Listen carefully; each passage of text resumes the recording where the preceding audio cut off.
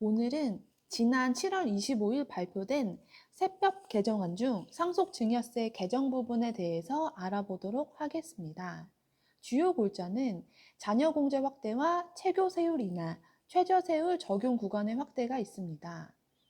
우리나라 상속증여세율 및 과세표준은 물가와 자산 가격 상승에도 불구하고 2000년 이후 25년째 유지되어 왔는데 OECD 회원국 평균 상속세 최고세율 및 주요국 상속세율 수준으로 감안하면 상속세율 하향 조정의 필요성은 지속적으로 있었습니다. 현재 상속세는 기초공제 2억 원에 인적공제를 합한 금액 또는 일괄공제 5억 원 중 큰 금액을 공제받을 수 있었습니다. 예를 들어 자녀가 2명 있으면 기초공제 2억 원에 인적공제 1억 원을 합한 3억 원 또는 일괄공제 5억 원을 받을 수 있습니다.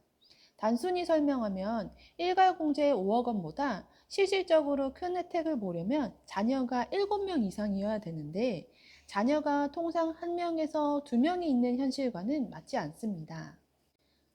하지만 정부 안대로 자녀 공제를 5억으로 올릴 경우 자녀가 1명만 있어도 기초공제 2억과 인적공제 5억을 합하면 7억 원으로 일괄공제보다 많아집니다.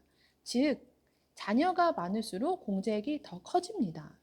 단, 배우자 공제는 법적 상속지분 내 실제 상속 부분으로 최대 30억 원을 받을 수 있어 현행 5억에서 30억 원을 유지합니다.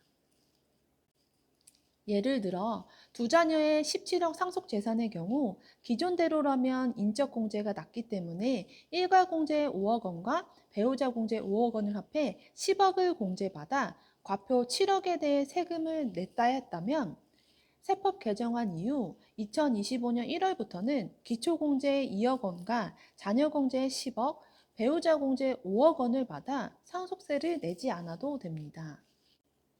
이번 개정안으로 약 8만 3천 명이 경감 혜택을 받을 것으로 보이며 상속세로 걷어들이는 세수는 약 4조 원가량 감소될 것으로 보입니다. 최고세율 인하로 1조 8천억 원, 자녀 공제 확대로 1조 7천억 원, 과표 조정으로 5천억 등 총 4조 원 규모입니다. 중산층의 세부담은 줄어들 것으로 보이며 상속세 유산 취득세 방식으로 바꾸는 방안은 이번 개편안에는 담기진 않았습니다.